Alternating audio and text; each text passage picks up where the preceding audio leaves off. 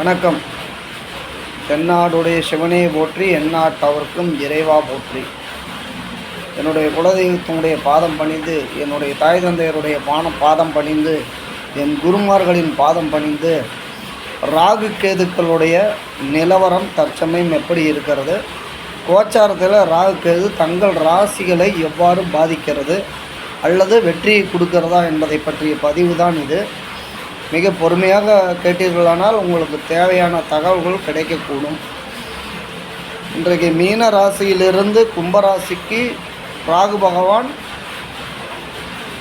வரப்போகிறார் என்றால் நாம் பார்க்க வேண்டிய கணக்கு என்ன அப்படின்னா, மீன ராசியிலிருந்து கும்பராசிக்கு இன்னும் 4 தினங்களிலே பயிற்சியாக போகிறார். பயிற்சியாகின்ற பொழுது ராகு கேதுக்கள் என்றால் என்ன என்று பார்க்கின்ற பொழுது, மகாவிஷ்ணுவினால் தலை வேறு உடல் வேறு ஆக்கப்பட்ட ஸ்வர்ணபானு என்கிற அரக்கன் தலை ராகுவாகவும் உடல் கேதுவாகவும் இருக்கிறது. ராகுவனுடைய பரிகார ஸ்தலம் என்று பார்த்தோமானால் காளகஸ்தியை பரிகார ஸ்தலமாகவும், கேதுவனுடைய ஸ்தலமாக பார்த்தோமானால் திருநாகேஸ்வரம் அல்லது சித்திரகுப்தன் ஆலயம் சென்று வழிபாடு பண்ணுவது சிறப்பை தரும். பிறகு மேச ராசி மேச லக்ன அன்பர்கள், ராசி லக்னம் என்பது இரண்டுமே பெயர்ச்சிகளால் பாதிக்கப்படுகிறது. எனவே மேச ராசி மேச லக்ன அன்பர்களுக்கு 11ஆம் இடத்திலே ராகு பகவான் வருகிறார். காற்று ராசியிலே சஞ்சாரம் செய்ய போகிறார். உன்னதமான பலன்களை வழங்கப் போகிறார். எதிர்பாராத நண்பர்கள் உதவி, 11ஆம் இடம் என்பது மூத்த சகோதரம், நண்பர்களுடைய உதவி, எதிர்பாராத தனலாபம், ஆதாயம் இவற்றை தரக்கூடிய நிலையிலே ராகு பகவான் சஞ்சாரம் செய்கிறார். அதற்கு ஆப்போசிட் டைரெக்ஷனில் சிம்ம ராசியிலே கேது பகவான் சஞ்சாரம் செய்ய போகிறார். கேது பகவான் என்று பார்க்கின்ற பொழுது 5ஆம் இடம் கேதுருக்கு உகந்த ஸ்தானம் அல்ல. இருப்பினும் குழந்தைகள் விஷயத்தில் மிக கவனமாக இருக்க வேண்டும். குழந்தைகள் விளையாடச் செல்லுகிற பொழுது மிக மிக கவனமாக பார்த்து கொள்ள வேண்டும். மூதாதையர்களுடைய பூர்வீக புண்ணியத்தில் ஏற்படுகிற குளறுபடிகளை சரியாக கவனித்து கொண்டு வர வேண்டும். தாய்மாமன் உறவிலே கவனம் தேவை. மட்டும்தான் ராகு கேது பயிற்சி 50% சாதகமாகவும் 50% பாதகமாகவும் எல்லா ராசி லக்னங்களுக்கும் பொதுவாகவே இருக்கும். ஆகவே பார்க்கின்ற பொழுது சாதகமான கிரகங்களை வழிபட்டு வருகின்ற பொழுது நமக்கு சாதக பலன்களும், பாதகமான கிரகங்களுக்கு முறைப்படி பிரீதி பண்ணி கொள்ள வேண்டிய அவசியம் ஏற்படுகிறது. அதற்கடுத்து ரிஷிபராசி ரிஷிப லக்னம், ரிஷிபத்திற்கு 10ஆம் இடம் ராகு பகவான் அமரப்போகிறார்.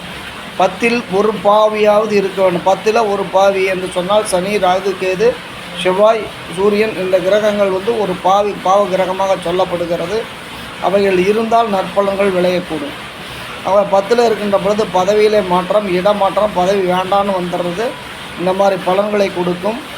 4ஆம் இடத்துல கேது பகவான் இருக்கின்ற காரணத்தால் தாயாருடைய உடல்நிலையில் கவனம் தேவை. வண்டி வாகனங்களை செலுத்துகின்ற பொழுது சரியான முறையில் செலுத்த வேண்டும்.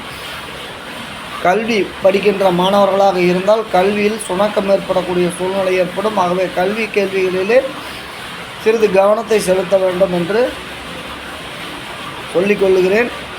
இது மே மாதம் குரு பெயர்ச்சியினால் இந்த கல்வி கேள்வி சுணக்கம் சரியாகும். அதுவரை சற்று கவனமாக படிக்க வேண்டிய சூழ்நிலை இருக்கிறது. மிதுன ராசி மிதுன லக்ன அன்பர்களுக்கு பாக்கியஸ்தானம் 3ஆம் இடம். பாவகிரகங்கள் 3, 6, 9, 11 நடமாடினால் நற்பலன்கள் விளையக்கூடும். இதுவரைக்கும் இல்லாத தைரியத்தை கேது பகவான் கொடுத்து விடுகிறார். சகோதர ஸ்தானத்தை விருத்தி செய்து விடுவார் அல்லது சகோதர பாவத்தை முடக்கி விடுவார். இந்த 2ல் 1. ஆக முடக்கங்கள் என்பது மிதுன ராசி மிதுன லக்ன அன்பர்களுக்கு உண்டு. 11ஆம் இடத்தில் இருக்கக்கூடிய ராகு பகவான் இப்பொழுது 10ஆம் இடத்தை நோக்கியிருந்து 9ஆம் இடத்திற்கு வருகிறார். 10இல் இருக்கின்ற பொழுது ஒரு பலனும் சரியாக அவர்களுக்கு கிடைத்திருக்காது. அன்றைய காலகட்டம் அஷ்டமச்சனை நடந்து கொண்டிருப்பதால் அன்றைக்கு பலன் 11 இருக்கும்போதும் கிடைத்திருக்காது. 10ற்கு வருகின்ற பொழுதும் அதனுடைய பாதிப்புகள் சில பாதிப்புகள் இருந்திருக்கும். அந்த பாதிப்புகள் இப்பொழுது முழுமையாக வெற்றியடையக்கூடிய தருணமாக மிதுன ராசி மிதுன லக்ன அன்பர்களுக்கு உண்டு. கடகராசி கடக லக்ன அன்பர்களை பொறுத்தும்போது வாயை மூடிக்கொண்டிருப்பது நலம். பேச்சை கொடுத்து வாயை கொடுத்து வம்பை வரவழைத்து கொள்ள வேண்டிய சூழ்நிலையில் அவர்கள் ஆளாகப் போகிறார்கள். என்றால் 2ஆம் இடத்துல கேது விஷம், ஆகவே பேச்சில் விஷம் தணிக்கும். 8ஆம் இடத்தில் ராகுவும் இருக்கின்ற காலகட்டத்தினால் வண்டி வாகனம் போக்குவரத்து மருத்துவ செலவுகள் இவையெல்லாம் சில அசுப பலன்கள் நடைபெறக்கூடும். ஆகவே மிக கவனமாக இருக்க வேண்டும். சனி பகவான் மட்டுமே சாதகத்தாரையில் இருப்பதால் சனியினால் ஏற்படுகின்ற வேலை செய்கிற இடத்துல பணிபுரிகிற இடத்துல நாவடக்கம் தேவை. சிம்மராசி என்பவர்களுக்கு லக்னத்திலே கேது, ராசியில் கேது, 3 நட்சத்திரத்திலே அவர் உலா வரப்போகிறார்.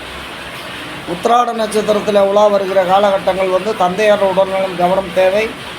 பரணி நட்சத்திரத்தில் நடைபெறுகிற காலகட்டத்திலே பெண்கள் விஷயத்திலே கவனமாக இருக்க வேண்டும். கேது என்று சொல்லக்கூடிய மக நட்சத்திரத்தில் வரக்கூடிய காலகட்டத்தில் ஆன்மீக பணிகள் அதிகரிக்கும். பொதுவாக இவர்களுக்கு முழுமையான ஆன்மீக சிந்தனையை மேலோங்க செய்வதிலே கேதுவனுடைய பங்கு மிக அளப்பரியது. ராகு பகவான் 7ஆம் இடத்தில் இருக்கிறார். அவர் களத்திரஸ்தானத்தில் இருக்கிறார். களத்திரஸ்தானம் என்பது கூட்டாளிகள், புது நபர்கள் வருகை. அவர் புதிய நபரோட மிகுந்த எச்சரிக்கையாக இருந்தால் மிகுந்த லாபங்களை எதிர்பார்த்து எதையாவது செய்யப்போனால் எல்லாமே நஷ்டத்தில் முடிந்துவிடும். ஆகவே சிம்மராசி என்பர்கள் தற்சமயம் அஷ்டமச்சனியும் நடைபெறுவதால் எதிலும் அலட்சியம் காட்டாமல் இருப்பது சிறந்த பலன்களை தரும். கன்னியாராசி அன்பர்களை பொறுத்தவரை பார்க்கின்ற பொழுது 12ஆம் இடம் விரய கேது. விரயம் என்றால் என்ன? சுப விரயம், கோயில் குளம் செல்வது, தீர்த்த யாத்திரை செல்வது போன்ற பணிகளில் முன்னிட்டு நடத்தக்கூடிய விஷயங்களாக இருக்கும். காலபுருஷனுக்கு 5ஆவது ராசியாக சிம்மராசி வருகிற காரணத்தினால் குலதெய்வத்துக்கு ஏதாவது நேர்த்திக்கடன் செலுத்த வேண்டியிருந்தால் நாங்கள் செலுத்தலாம். 5ஆம் பாவத்தில் ராகு இருப்பதும் சரியான ஒரு அமைப்பாக இருக்காது. குழந்தைகள் விஷயத்தில் கவனம் தேவை. பெற்றோர்கள் விஷயத்தில் கவனம் தேவை. மருத்துவ செலவுகள், குடும்ப செலவுகள் போன்றவை அதிகரிக்கக்கூடிய காலகட்டமாக இருக்கிறது. 7ஆம் இடத்துல இருக்கின்ற சனி பகவான் அடுத்த மாத சனியாக பரிணமித்துள்ளார். ஆகவே 10ஆம் இடத்துல வருகிற குருவும் சாதகமான பலனை செய்ய போவதில்லை. இந்த வருடம் கன்னியா ராசிக்காரர்கள் மிகுந்த கவனத்துடன் செயல்பட வேண்டும். துலாம் அடுத்த ராசியாக துலா ராசி, துலா லக்ன நண்பர்கள் என்ன செய்ய வேண்டும் என்று சொன்னால், துலாத்திற்கு 11ஆம் இடத்துல கேது பகவான் வருகிறார். தாய் வழிபாட்டி, மூதாதையர்கள் சொத்துக்கள் லாபம் கிடைத்தல், ஏதாவது ஒரு வழியில் தன வருமானத்தை அது கொடுத்து கொண்டே இருக்கும். கேது 11ஆம் இடத்தில் இருக்கின்ற பொழுது ஆசைகளை நிறைவேற்றக்கூடிய இடம், அளவான ஆசைகள் ஆசைப்படுகிறதை நிறைவேற்றக்கூடிய இடத்துல கேது பகவான் இருக்கிறார். அதே மாதிரி பார்த்தோம்னா 4ஆம் இடத்துல ராகு வருகின்ற பொழுது உடல்நிலை கூறு ரீதியான கோளாறுகளை அவர் கொடுக்கக்கூடும். மிகுந்த கவனமாகவும் தாயாருடைய உடல்நிலை கவனமும் செலுத்த வேண்டும். வண்டி வாகனம், வீடு, கல்வி எல்லாமே இந்த காரகத்தில் வந்துவிடும்.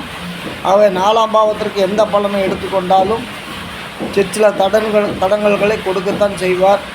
வீடு, வாகனம், வண்டி பழுது பார்க்கக்கூடிய சூழ்நிலைகள் உருவாகும். அதற்கடுத்து விருச்சிக ராசியை பொறுத்தளவுக்கு 3ஆம் இடத்திற்கு ராகு பகவான் வருகிறார். ஒரு நல்ல தைரியத்தை கொடுத்து, தொழில் விருத்தியை கொடுத்து, முன்னேற்றத்தை கொடுக்க போகிறார். சனி பகவான் சாதகமான இடத்தில் இயங்குகிறாரா என்று பார்த்தால் சனி பகவான் மீடியமான பலனில் 5ஆம் இடத்துல தான் இருக்கிறார். அவர் ராகுவினுடைய தைரியத்தை கொண்டும் கேதுவனுடைய 9ஆம் இட சஞ்சாரத்தை கொண்டும் வெற்றி வாய்ப்புகளை கொஞ்சம் சற்று அதிகமாக அனுபவிக்கலாம். அஷ்டம குரு ஆகாது. 8லே குரு வந்தால் பட்டம் பதவி போகும். இது வேலை செய்பவர் நபர்களுக்கு பொருந்தும், தொழிலதிபர்களுக்கு இது பொருந்தாது. ஏனென்றால் அவர் தொழில் செய்துவிட்டு வருகின்ற பொழுது அவர்களுடைய அடிப்படை ஜாதகங்கள் மிக மிக தெளிவாகவும் அருமையாகவும் இருக்கும். அவர்களுக்கு இதெல்லாம் சிற்சில பாதிப்புகளை கொடுக்கத்தான் செய்யும். அப்போ கஸ்டமரை மாற்றி செல்லக்கூடிய சூழ்நிலைகள் உருவாகும்.